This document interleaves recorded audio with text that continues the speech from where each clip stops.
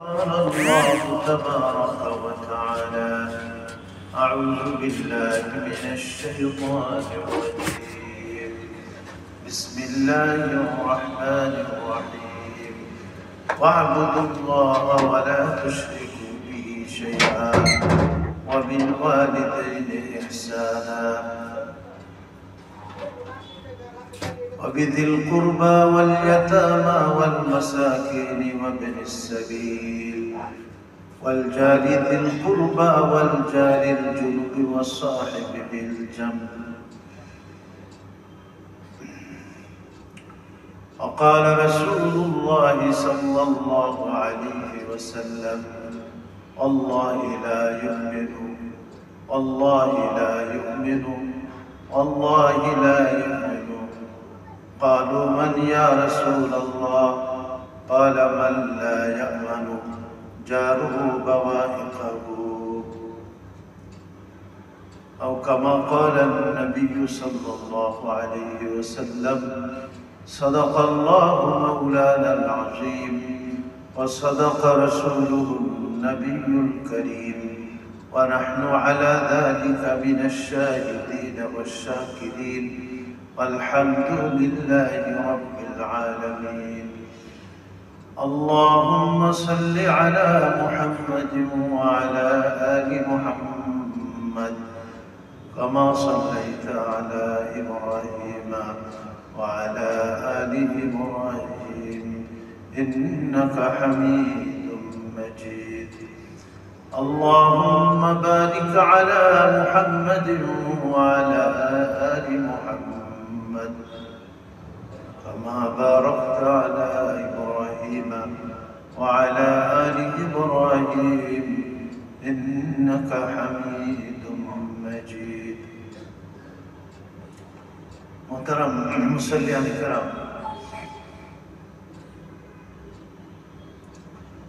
আল্লাহ পাকের অসংখ্য মেহরবানি যে আল্লাহ পাক আমাদের হায়াতে বাকি রেখেছেন এবং আমাদিগকে ইসলামের প্রতি হেদায়েত দিয়েছেন। দুনিয়াতে অসংখ্য মানুষ আছে যারা ইসলাম বা ঈমানের দৌলত থেকে বঞ্চিত।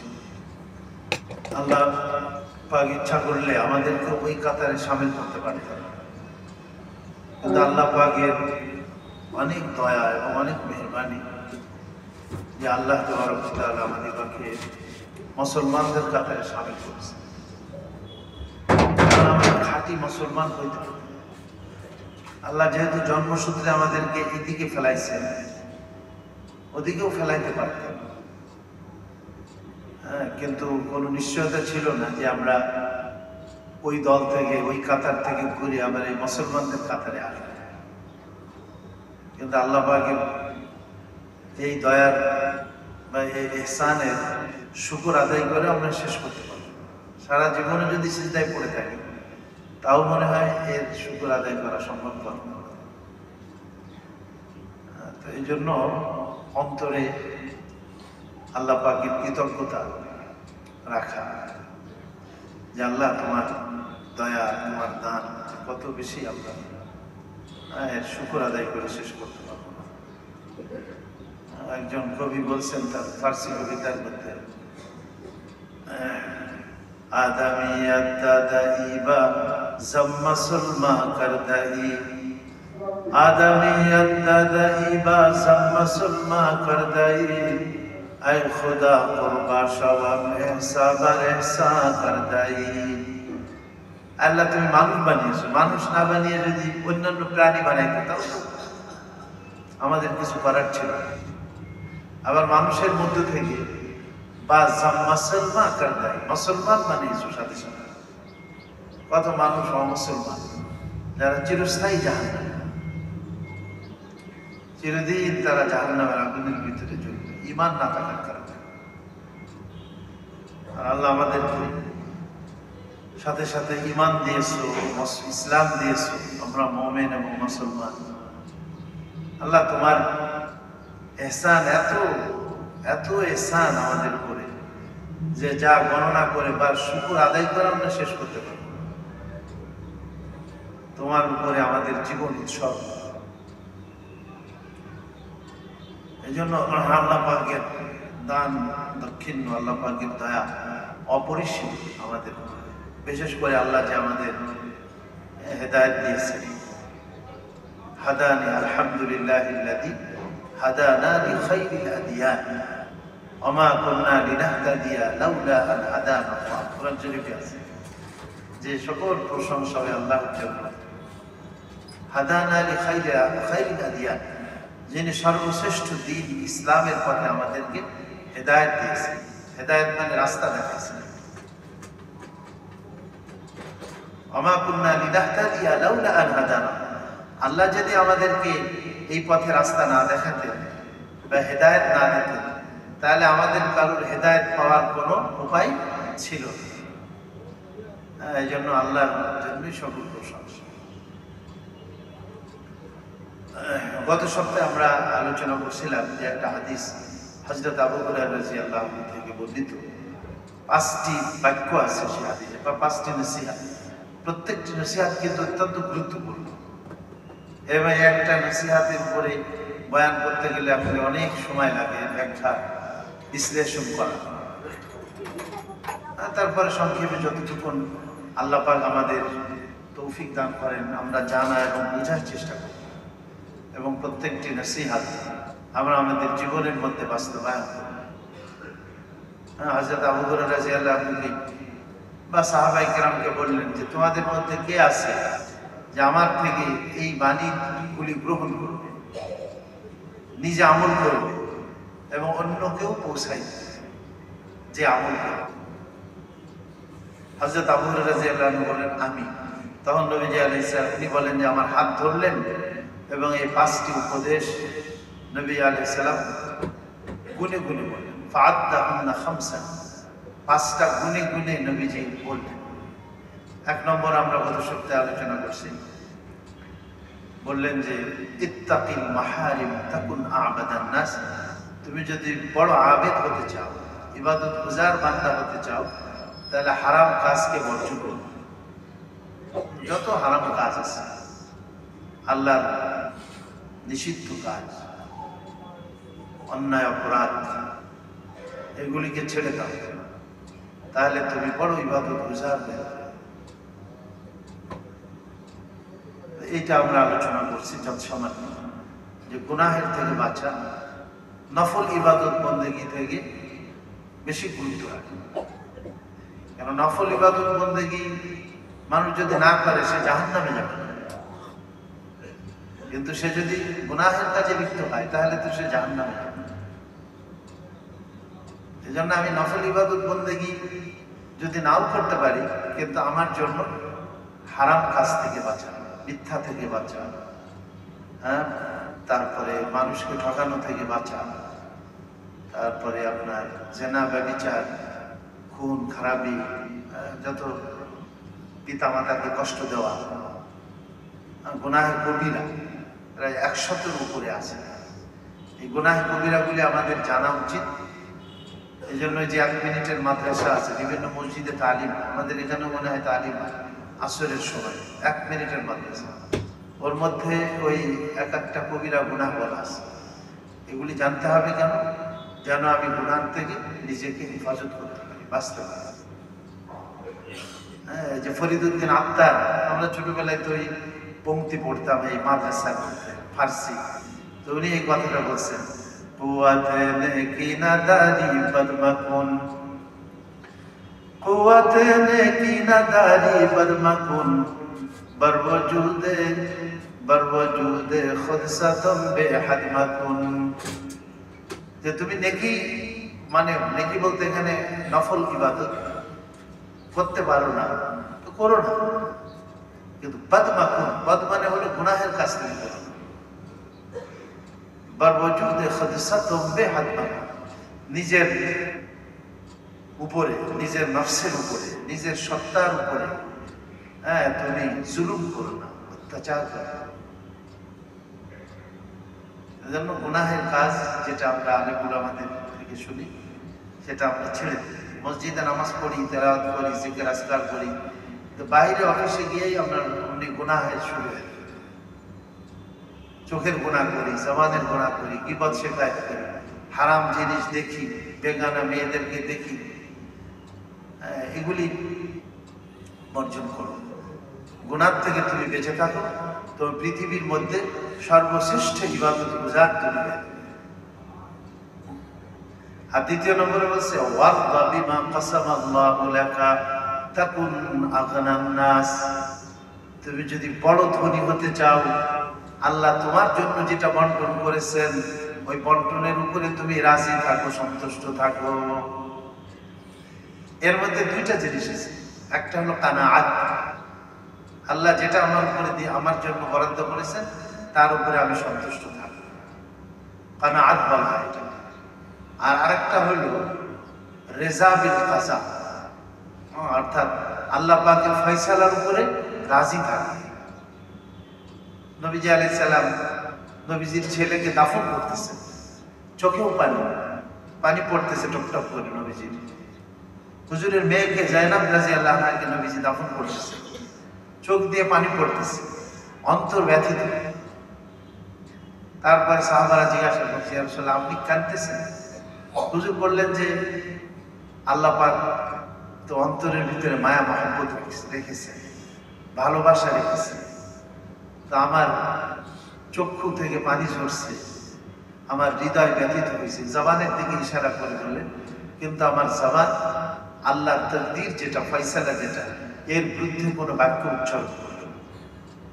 তার মানে মনের দিক থেকে যেন আল্লাহর ফয়সালা যেটা, সেটা আমি মেনে গিয়েছি।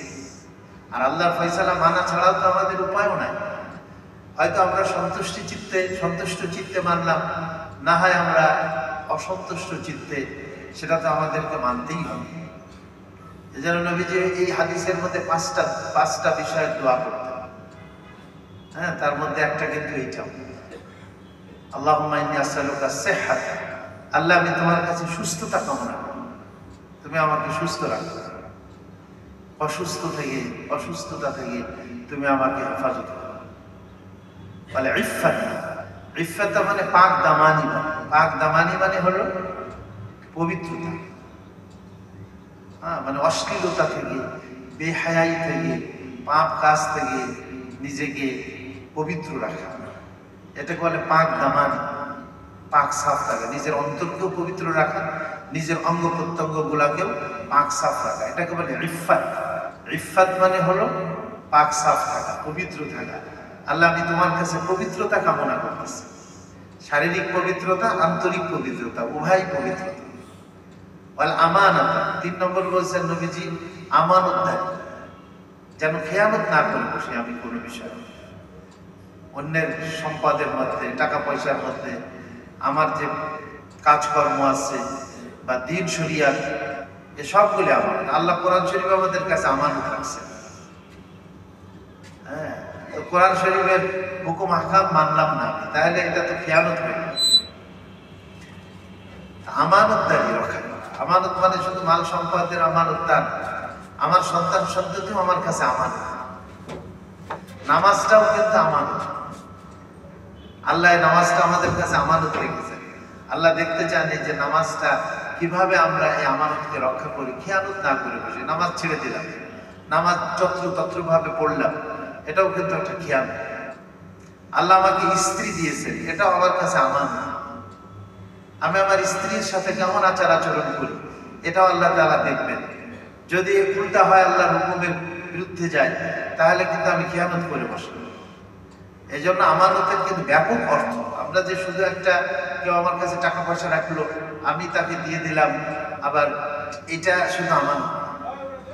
এই জন্য আল্লাহ কোরআনে বলছে, ইন্না আরাজনাল আমানাতা আলাস সামাওয়াতি ওয়াল আরদি ওয়াল জিবাল, যে আমি এই আমানতকে দিতে চাইলাম আসমানের উপরে, জমিনের উপরে, জিবাল মানে পাহাড়ের উপরে। ফাআবাইনা আন ইয়াহমিলনাহা ওয়া হামালাহাল ইনসান, সবাই অস্বীকার করলো এই আমানতের বোঝা বহন করতে, মানুষ এটাকে গ্রহণ করে নিল, আমরা গ্রহণ করছি এটা। তো এই আমানতদারি রক্ষা করতে গিয়ে আমাদের অনেক সংগ্রাম করতে হবে, অনেক যুদ্ধ, অনেক পরিস্থিতির মোকাবেলা আমাদেরকে করতে হবে এই আমানতদারিকে রক্ষা। অন্যরা কিন্তু অত আমানতদারি নেই, পশু প্রাণী, ওদের মধ্যে কি আমানতদারি আছে? নাই। তারপরেও কিন্তু ওরা ওদের মুনিবকে মানে পশুগুলো, কিন্তু মালিকের ক্ষেত, অন্যের ক্ষেত, এগুলো তো তারা তো বোঝে না। এই জন্য আমানতদারি রক্ষা করা। জালালউদ্দিন রুমি রহমতুল্লাহ আলাইহি বলছেন না এই কথাটা, আজমালাইক বাহরেদারি ওয়াজবাহা এমনি জিহাম, মাসনবী শরীফের মধ্যে, আজমালাইক বাহরেদারি ওয়াজবাহা এমনি জিহাম বগজারাজ হাজ্জে বাহা এম কাজমালাইক বুগজারি। আল্লাহ পাক তোমার মধ্যে পশু সুলভ আচরণ রাখছে, হিংস্রতা মানুষের মধ্যে আছে, পশুত্ব খাসলাত আল্লাহ তোমার মধ্যে রাখছেন, আবার ফেরেশতা সুলভ খাসলাতও আল্লাহ তোমার মধ্যে রাখছেন। আজ মালায়েক বাহরেদারি মানে ফেরেশতা সুলভ খাসলাতও তোমার মধ্যে আল্লাহ দিয়ে দিয়েছে। একজন মানুষের প্রতি দয়াদ্র হই আমরা, বিপদে পড়লে আর আগায় যাই, ফেরেশতাদের খাসলাত, আল্লাহর ইবাদত বন্দেগী করি। আর হলো হিংস্রতা, পশুত্ব পাপ, আমরা খাই, ঘুম পড়ি, রাগ আছে আমাদের শরীরের মধ্যে, এগুলো পশুর মধ্যেও আছে। তো পশু সুলভ খাসলাতকে তুমি যদি পরাজিত করে ফেরেশতা সুলভ খাসলাত বা স্বভাব যেটা আল্লাহ দিয়েছে, এটাকে তুমি যদি বিজয়ী করতে পারো, তাহলে তোমার মাকাম ফেরেশতাদের থেকেও ঊর্ধ্বে চলে যাবে। কারণ ফেরেশতাদের মধ্যে তো পশু সুলভ খাসলাত নাই, ফেরেশতাদের মধ্যে শুধু ফেরেশতা সুলভ খাসলাত আছে। ফেরেশতারা খায় না, ঘুমায় না, তাদের যৌন চাহিদা নাই, তাদের মধ্যে হিংস্রতা নাই। আল্লাহ কোরআনের মধ্যে বলছেন না ফেরেশতাদের মানে আপনার স্বভাব সমান, আল্লাযীনা লা ইয়াসুনাল্লাহা মা আমারাহুম ওয়া ইয়াফআলুনা মা ইউমারুন। আমি এমন বান্দাদেরকে সৃষ্টি করেছি যারা আমার কোনো নাফরমানি করে না, ওয়া ইয়াফআলুনা মা ইউমারুন, আল্লাহর আদেশ নিষেধ সব তারা পালন করতেছে, আল্লাহ যা করতে বলেছেন তাই করতেছে, মুহূর্তের তরেও তারা কোনো নাফরমানি করে। আর আমরা নাফরমানি করি, তা নাফরমানির প্রমাণতাকে যদি আমরা দাবিয়ে রেখি, আল্লাহ পাকের ফরমাবর্তানির প্রমাণতাকে যদি আমরা কি করতে পারি, বিজয়ী করতে পারি, আমরা আগে বাড়াইতে পারি, তাহলে আমাদের মাকাম কিন্তু ওই ফেরেশতাদের থেকেও আল্লাহ পাকের কাছে অনেক ঊর্ধ্বে চলে যায়।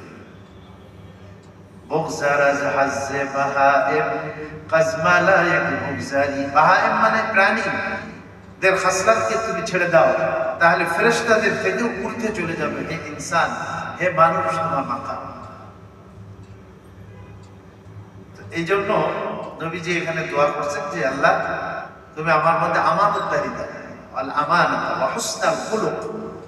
আর 4 নম্বর বলছেন সুন্দর আখলাক তুমি আমাকে নসিব করো, কথাবার্তা আচার আচরণে কাউকে আমি কষ্ট দিব, প্রাণীও কষ্ট পাবে না, বিধর্মীয় কষ্ট পাবে না, মুসলমান তো নাই।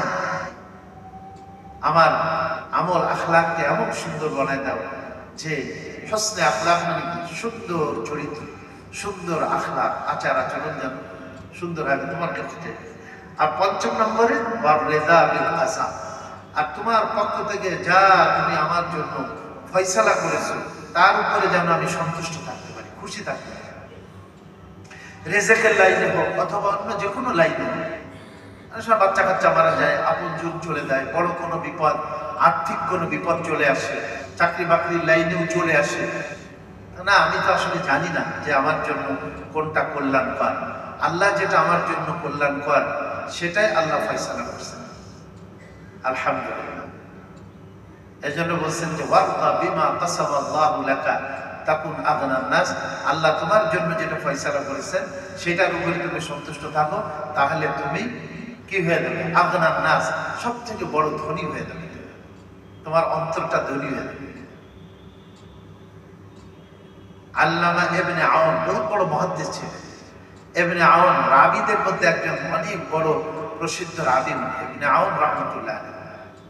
উনি বলেন যে আমি যখন ধনীদের এলাকায় থাকা শুরু করলাম, তখন দেখি যে আমার থেকে সবাই বেশি টাকা পয়সা, ঘর বাড়ি সুন্দর, কাপড় চোপড় সুন্দর, গাড়ি টাড়ি বা তাদের যে সওয়ারি আমার থেকে সুন্দর। তো আমার দিলের মধ্যে কেমন যেন আমি এক প্রকার কি বলা যায় একটা অশান্তি ভাব মানে অনুভব করতে থাকলাম, অশান্তি ভাব অনুভব করতে থাকলাম। কিন্তু আমি তখন আমার জীবনযাপন চেঞ্জ করে আমি একটা গরিব মহল্লায় চলে গেলাম। তো সেখানে সবাইকে দেখি যে না, আমার থেকে তো নিম্ন ধরনের, নিম্ন শ্রেণী, আল্লাহ তাদের থেকে তো আমাকে অনেক ভালো রেখেছে। তখন আমি আত্মপ্রশান্তি লাভ করতে লাগলাম। যে নবীজি এক হাদিসে বলছেন, দুনিয়ার লাইনে তোমার থেকে যারা নিচু, নিম্ন যারা, তাদের দিকে তুমি খেয়াল করো, তাহলে তোমার উপরে আল্লাহ প্রদত্ত নিয়ামতের শুকরগুজার তুমি হতে পারো। আর দুনিয়ার লাইনে তোমার থেকে উঁচু যারা, আল্লাহ যাদেরকে বেশি দিয়েছে, তুমি যদি সেটার প্রতি খেয়াল রাখো, তাহলে কিন্তু আল্লাহর প্রদত্ত নিয়ামত যা তোমার উপরে, তুমি নাশুকরগুজারি করো যে আল্লাহ তো আমাকে কিছুই দেয়নি। ওদেরকে তো কত সুন্দর গাড়ি, কত সুন্দর ফ্ল্যাট, কত বাড়ি, কত টাকা পয়সা, কত তাদের ফ্যাক্টরি, মিল ফ্যাক্টরি, আমার তো কিছুই নেই।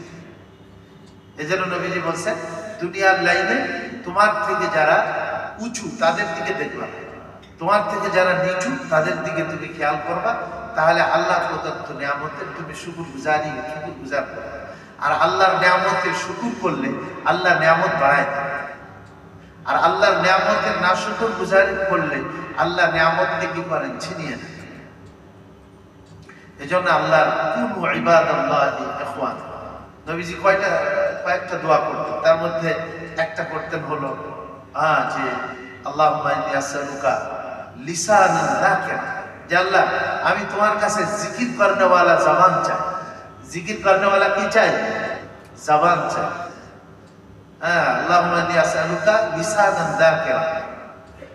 আর হলো ওয়া রিজকান ওয়াসিআন হালালান তাইয়্যিবা, আর তোমার কাছে প্রশস্ত রিজিক, যা হালাল রিজিক হবে, প্রশস্ত হালাল রিজিক আমি তোমার কাছে চাই। আরেকটা হলো কলবান শাকিরা, কলবান শাকিরা, এমন কলব আমি চাই, অন্তর চাই যে অন্তর শুকরগুজার, সবসময় আল্লাহর কি করবে, শুকর আদায় করবে, শুকরগুজার অন্তর আমি তোমার কাছে চাই। আল্লাহুম্মা ইন্নী আসআলুকা ইলমান নাফিআ ওয়া রিজকান ওয়াসিআ ওয়া শিফাআন মিন কুল্লি দা, এটা আছে সমস্ত রোগ থেকে তোমার কাছে আমি শিফা মানে সুস্থতা কামনা করতেছি। আর লিসানান যাকিরা ওয়া কলবান শাকিরা, এই মানে শুকর করেনওয়ালা অন্তর যেটা, এটার জন্য আমি সব সময় কোনো বিষয় যদি আমার সামনে এসে যায়, আমি আমার নিচের দিকে দেখি। কত মানুষ ফুটপাতে থাকে না, রেল স্টেশনে যান অথবা বাস স্টেপে যান, দেখবেন যে কত মানুষ তাদের কি নাই, এই শীতের সময় ঠন ঠন ঠন ঠন করতেছে, তাদের কাঁপতেছে শরীর, তাদের লেপ নাই। আল্লাহ ইচ্ছা করলে আমাকে তো ওরকমও বানাতে পারে। সেও তো মানুষ, আমিও তো মানুষ, মানুষের কাতারে তো সমান, কিন্তু আল্লাহ তার থেকে আমাকে কত ভালো রাখছে। আল্লাহ একটা ঠিকানা দিয়েছে, সেখানে আমি ঘুমাইতে পারতেছি। আল্লাহ ভালো কাপড় চোপড় দিয়েছে, বিবি বাচ্চা দিয়েছে, কত বন্ধু বান্ধব আল্লাহ আমাকে দিয়েছে। তো যাক, তো আল্লাহ পাকে একটা হলো কানাআত আমাদের মধ্যে থাকতে হবে, অল্পতে তুষ্ট থাকা। আর 2 নম্বর থাকতে হবে যে রিযা বিল কাযা, আল্লাহ পাকের ফয়সালার উপর সন্তুষ্ট থাকা। এটা কিন্তু 2 নম্বর জিনিস। তো এই ওয়ারদা বিমা কাসামাল্লাহু লাকা, আল্লাহ তোমার জন্য যেটা বন্টন করেছেন তার উপরে তুমি সন্তুষ্ট থাকো। তাকুন আগনান নাস, তুমি পৃথিবীর মধ্যে সবথেকে বড় ধনী হয়ে যাবে, বড় ধনী হবে। আর 3 নম্বর বলছেন, এটা আসলে আমি আজকে বলতে চাইছি। 3 নম্বর বলছেন ওয়া আহসিন ইলা জারিকা তাকুন মুমিনা, যে তুমি তোমার প্রতিবেশীর সাথে সুন্দর ব্যবহার করো, তাহলে তুমি পরিপূর্ণ মুমিন হতে পারবে। আমরা প্রত্যেকেই দাবি করি যে আমি একজন মুমিন মুসলমান, শুধু নামাজ পড়লেই কি শুধু মুমিন হয়ে যায়? বলে রোজা থাকি, আমি নফল রোজা থাকি, আয়াম বিজে রোজা থাকি, সোমবার থাকি, বৃহস্পতিবার, আলহামদুলিল্লাহ, খুবই ভালো কথা। কিন্তু আমি আমার প্রতিবেশীর সাথে কেমন আচরণ করতেছি? নবীজি এক হাদিসে বলছেন, আল্লাহি লা ইউমিনু, আল্লাহর কসম সে মুমিন না। তিনবার বললেন কথাটা, কসম করে বললেন, আল্লাহি লা ইউমিনু, আল্লাহর কসম করে বলতেছি সে মুমিন না। আল্লাহি লা ইউমিনু, আল্লাহর কসম করে বলতেছি সে মুমিন না। সাহাবারা জিজ্ঞেস করলেন, মান ইয়া রাসূলুল্লাহ, হে আল্লাহর রাসূল, কার কথা বলতেছেন আপনি? হুজুর তখন বললেন, মান লা ইয়ামানু জারুহু বাওয়াইকাহু, যার প্রতিবেশী তার কষ্ট থেকে নিরাপদ নয়। যার প্রতিবেশী তার কষ্ট থেকে কি নয়? নিরাপদ নয়। নবীজি তিনবার কসম করে বললেন, আল্লাহর কসম সে মুমিন না, আল্লাহর কসম সে মুমিন না, আল্লাহর কসম সে মুমিন। কে? নবীজি বললেন, মান লা ইয়ামানু জারুহু বাওয়াইকাহু, যার প্রতিবেশী তার কষ্টের থেকে নিরাপদ না। তার মানে সে তার দ্বারা তার প্রতিবেশী কষ্ট পায়, সে মুমিন। আর হাদিসে আমাদের নবীজি বলছেন যে মান কানা ইউমিনু বিল্লাহ, তিনটা আমলের কথা বলছেন এখানে।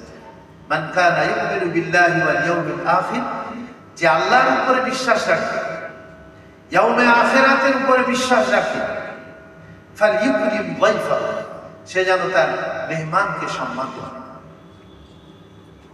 সে যেন তার মেহমানকে কি করে? সম্মান করে। এক নম্বর বললেন। দুই নম্বর বললেন, মান কানা ইউমিনু বিল্লাহি ওয়াল ইয়াউমিল আখির ফালইয়াকুল খায়রান আও লিয়াসমুত, যে আল্লাহর উপরে এবং ইয়াউমে আখিরাতের উপরে ঈমান রাখে, সে যেন ভালো কথা বলে, না হয় চুপ থাকে। আমি এমন কথা বললাম যে যাকে বলতেছি তার অন্তরটা আমি ছিদ্র করে দিলাম। আমরা ছোটবেলায় আরবি ব্যাকরণের বইয়ের মধ্যে যে কোনো একটা উদাহরণ দিতে গিয়ে একটা মানে পংক্তি, আরবি পংক্তি পড়ছিলাম, তো মনে আছে আপনার, জারাহাতুস সিনানে লাহাল তিআমু, জারাহাতুস সিনানে লাহাল তিআমু ওয়ালা ইয়ালতামু মা জারাহাল লিসানু। তীর, বর্ষা, পল্লব এর আঘাতের জন্য ঔষধ আছে, ট্রিটমেন্ট আছে, চিকিৎসা আছে, কিন্তু জামানের তীর দ্বারা যদি তুমি কারোর অন্তরের উপরে আঘাত করো, ওয়ালা ইয়ালতামু মা জারাহাল লিসান, জবান যদি তুমি কাউকে জখম করো, আঘাত করো, আহত করো, তাহলে এর জন্য কোনো ট্রিটমেন্ট নাই, এর জন্য কোনো চিকিৎসা নেই, ঔষধ নেই। তাহলে চিন্তা করেন যে আমরা দিন রাত্র কত কাকে কষ্ট দিতেছি না দিতেছি, কোনো চিন্তাও করি না। কেউ যেন ভালো কথা বলে, না হয় যেন সে খামোশ থাকে, চুপ থাকে। দুই নম্বর। আর তিন নম্বর বললেন এইটা, যেটা আমাদের আজকে বিষয়, মান কানা ইউমিনু বিল্লাহি ওয়াল ইয়াউমিল আখির ফালা ইউযি জারাহু, যে আল্লাহর উপরে এবং আখিরাতের দিবসের উপর ঈমান রাখে, সে যেন তার প্রতিবেশীকে কষ্ট না দেয়। প্রতিবেশী তিন প্রকার, কোরআন শরীফের আয়াত আমি যেটা পড়ছি। হ্যাঁ, আল্লাহ বলছেন ওয়াবুদুল্লাহ, আল্লাহর ইবাদত বন্দেগী করো, আল্লাহর গোলামি করো, ওয়ালা তুশরিকু বিহি শাইআ, আল্লাহর সাথে কাউকে শরীক করো না, ওয়া বিল ওয়ালিদাইনি ইহসানা, মা বাপের সাথে ইহসান এবং সুন্দর আচরণ করো, ভালো ব্যবহার করো, ওয়া বিল ওয়ালিদাইনি ওয়া বিযিল কুরবা, আত্মীয় স্বজনের সাথে ভালো ব্যবহার করো, ওয়াল ইয়াতামা, ইতিমদের সাথে ভালো ব্যবহার করো, ওয়াল মাসাকিন, গরিব মিসকিন যারা, তাদের সাথে ভালো ব্যবহার করো, ওয়াবনিস সাবিল, রাস্তায় যারা মুসাফির থাকে, মুসাফির, তাদের সাথে ভালো ব্যবহার করো। তারপরে বললেন ওয়াল জারি, যার মানে প্রতিবেশী, প্রতিবেশীর সাথে ভালো ব্যবহার করো। এটা বলতে গিয়ে আল্লাহ তাআলা প্রতিবেশীকে তিন ভাগ করেছেন। এক ভাগ করেছেন ওয়াল জারি বিল কুরবা, তোমার ঘরের সাথে যার ঘরটা লাগানো, চাই সে মুসলমান হোক অথবা মুসলমান হোক, তোমার আত্মীয় নাও হতে পারে, জিল কুরবা, তোমার বাসার সাথে ঘরের সাথে ঘর লাগানো, তার সাথে তুমি ভালো ব্যবহার করো। ওয়াল জারি বিল কুরবা ওয়াল জারি বিল জুনুব, যে দূরবর্তী, আর আমার ঘরের সাথে হয়তো ঘর নাই, একটা একটা দুইটা তিনটা, অনেক ক্ষেত্রে উলামায়ে কেরাম বলেছেন তোমার ঘর থেকে চতুর্দিকে 40টা ঘর, 40টা ঘর, তারা তোমার প্রতিবেশী। ওয়াল জারি বিল জুনুব ওয়াল জারি বিল কুরবা ওয়াল জারি বিল জুনুব। এই তা আমার ঘরের সাথে ঘর হয়তো লাগানো না, যে লাগানো তাকে প্রতিবেশী মনে করি, আর যার লাগানো নাই তাকে আমরা প্রতিবেশী মনেই করি যে না, ও আমার প্রতিবেশী না। আরেকটা বলেছেন যে ওয়াল জারি বিল জুনুব ওয়া আসহাবি বিল জামব, তোমার পাশে যে লোকটা, এটা বলতে বোঝা যায় পাশে বলতে নামাজে আসছে আমার পাশে দাঁড়াইছে, বাসে উঠেছি পাশে সিট, ফ্লাইটে উঠেছি পাশে সিট, ট্রেনে পাশে সিট, লাইনে দাঁড়াইছি কোনো টিকিট কাটার জন্য, কোনো রেশন নেওয়ার জন্য, আমার আগে পরে যে আছে সে আমার প্রতিবেশী, ক্ষণিকের প্রতিবেশী বলছে। ওয়াসাহিবি বিল জামবি, মানে যে তোমার ক্ষণিকের প্রতিবেশী, ক্ষণিকের, তার সাথেও তুমি ভালো ব্যবহার করো। লাইন ঠেলে আমার সামনে যে দাঁড়াইছে তাকে ঠেলে আমি সামনে চলে গেলাম, তাহলে কি আমি মুসলমানের কাজ করলাম? কেন আমি একটু সবর করতে পারি না? উনি তো আমার আগে আছে, আমি কেন ঠেলে আমি তার আগে যাব? তাহলে আমি কিসের নামাজ পড়ে আসলাম মসজিদে, কিসের তেলাওয়াত করে আসলাম আমি? তাহলে সে তো আমার প্রতিবেশী। তাহলে এই 3 প্রকার প্রতিবেশীর ব্যাপারে আল্লাহ রাব্বুল আলামিন তাকিদ করেছেন। নবীজি এক হাদিসে স্পষ্ট বলেছেন, আমরা অনেক সময় শুনেছি এটা, মা যালা জিবরাইলু ইউসিনি হাত্তা খাশিতু সাইওয়ারবিসু। নবীজি বলেন হযরত জিবরাইল আমাকে প্রতিবেশীর ব্যাপারে এত বেশি তাকিদ দিতেন, তার সাথে সদ্ব্যবহার করার ব্যাপারে, তার সাথে সুন্দর আচরণ করার ব্যাপারে এত বেশি তাকিদ দিতেন, আমার আশঙ্কা হইতে লাগলো না জানি প্রতিবেশীকে ওয়ারিস বানাই দেওয়া। কেউ মারা গেলে ছেলে মেয়ে স্ত্রী মা বাবা, তারা স্বামী স্ত্রী, তারা কি হয়ে যায়? ওয়ারিস। তো নবীজি বলেন যে আমার আশঙ্কা হতে লাগলো যে জিবরাইল এত বেশি তাকিদ দিতে লাগলো প্রতিবেশীর ব্যাপারে যে আমার আশঙ্কা হতে লাগলো হাত্তা জানান্তু আন্নাহু সাইওয়ারিসুহু, যে অতি সত্বর প্রতিবেশীকেও মনে হয় আমার সম্পদের মধ্যে মারা গেলে আমার সম্পদের মধ্যে ওয়ারিস বানাই দেয়। নবীজির ঘরে যখন কিছু রান্না হইতো নবীজি প্রতিবেশীর খেয়াল রাখতেন। প্রতিবেশীকে দিয়েছো? বলে হুজুর উনি তো ইহুদি। বলে আরে ইহুদি হোক, তারপরে তুমি তাকে দিয়েছো। নবীজি বলছেন তোমাদের মধ্যে থেকে কেউ যখন গোশত পাক করে তো ঝোলটা যেন একটু বেশি করে, পানি যেন এর মধ্যে বেশি দেয়, সুরবা এটা যেন বেশি দেয়, যাতে সে তার প্রতিবেশীর খেয়াল রাখতে পারে। তাহার জিরা নেতা, তোমার প্রতিবেশীর প্রতি তুমি কি রাখো? খেয়াল রাখো।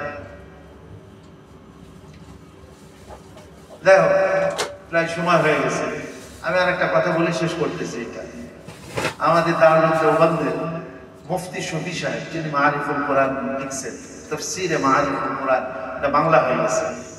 মুফতি শফি সাহেব ইসলামিক ফাউন্ডেশন থেকে এটা বাংলা হয়েছে। ওনার উস্তাদ ছিলেন মিয়া আজহার হুসাইন রহমাতুল্লাহ। দারুল দেওবন্দে এক সময় ছাত্ররা এবং ঘন্টা পিটাইতেছে, সেও আল্লাহর ওলি ছিল, এরকমের লোক ছিল। তো মুফতি শফি সাহেব ওনার উস্তাদের কাছে মাঝে মধ্যে যাইতেন। আসগার হুসাইন ওনার নাম ছিল, মিয়া আসগার হুসাইন। তো একবার ওই আগের জামানায় আম খাই না, আম তা আগের জামানায় তো আমরা ছোটবেলায় চুষে আম খাইতাম, চুষে কেটে খাওয়ার ওরকম বেরিয়েছিল, প্রচুর আম ছিল তখন ওই আম পাকে গেলে ওইটাকে আর একটু হাত দিয়ে দুমড়ায় মুচড়ায় ওইটা আমরা একটু ফুটা করে তারপরে চুষে খাই। তো বলে যে আম খাইতেছি, হয়তো আমাকে বললেন যে শফি তুমিও খাও, আমিও খাইলাম। খাওয়ার পরে অনেক ছিলকা আটি তো অনেক হয়ে গেল, তা আমি হুজুরের খেদমত তো করি, তো হুজুরের একটুখানি আমি ফেলে দিয়েছি। চিন্তা করেন উনি তখন বললেন যে না, তুমি এভাবে ফেলো না। হ্যাঁ, এটা এই এগুলি বকরি টকরি আছে না, বকরি, এই ছিলকাগুলা খোসা যেগুলি আছে এগুলা বকরিকে দাও, খেয়ে ফেলে। বলে হুজুর আপনি আমাকে ফেলতে মানা করলেন তো?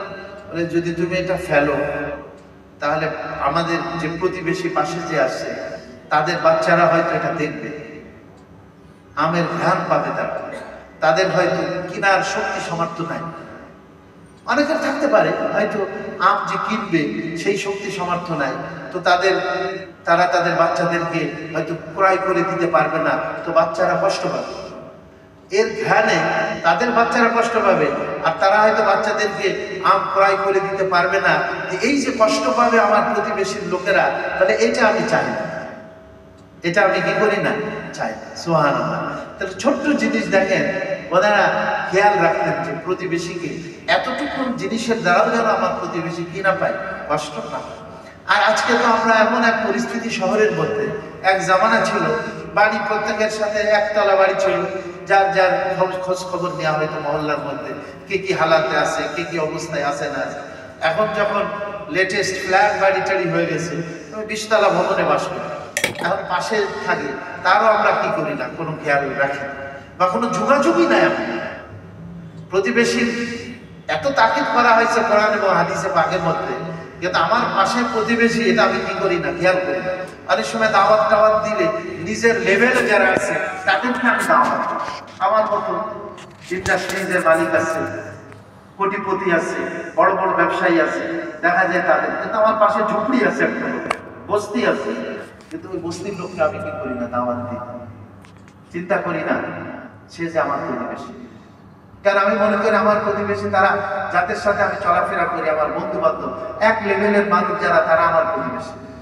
কিন্তু তা না, আমার পাশে যে ঝুপড়িওয়ালা আছে সেও কিন্তু আমার প্রতিবেশী, তাকেও আমার কি করতে হবে, খেয়াল করতে হবে। যে আজকে এই পর্যন্ত আল্লাহ তাআলা আমাদের সবাইকে তৌফিক দান করেন। নবীজি বলেন ওয়া আহসিন ইলা জারিকা, তৃতীয় নম্বরের নসিহত, যে তুমি তোমার প্রতিবেশীর সাথে সুন্দর ব্যবহার করো, তাহলে তাকুন মুমিনান, তুমি প্রকৃত মুমিন হতে পারবে।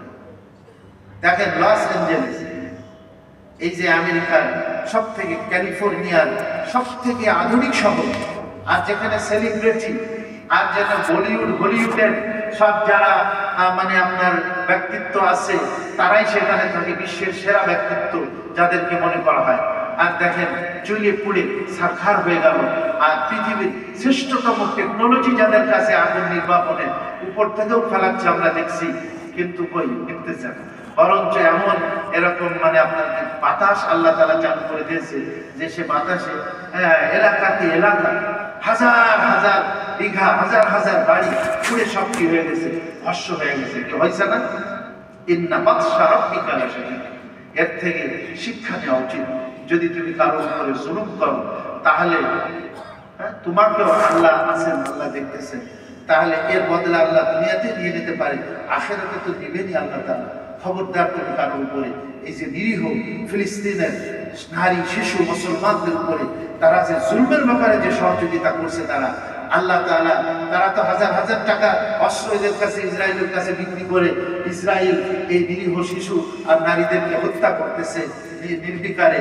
আর আল্লাহ দেখেন কোনো টাকা পয়সা খরচ করা ছাড়াই ওদেরকে আল্লাহ কিভাবে ধ্বংসযজ্ঞ, ওদের ঘর বাড়ি, অনেকের বলে নিঃস্ব হয়ে গেছে, কিছুই নাই, ত্রাণ বিতরণ করতেছে সেখানে। আর তার যে আপনার বর্তমান যে কি নাম যেন, ট্রাম্প, তার যে অভিষেক অনুষ্ঠান ছিল, সেটাও কিছুটা হইলেও কি হচ্ছে, ক্ষতিগ্রস্ত আর বাধাগ্রস্ত হচ্ছে। এইখানে আল্লাহ যদি ইন্না বাতশা রাব্বিকা লাশাদীদ, আপনার প্রভু পাকড় আর ধরা কিন্তু বড় কঠিন। যদি তুমি জুলুম করো, তাহলে জেনে রাখো এর বদলা আল্লাহ দুনিয়াতেই তোমাকে কি করবে।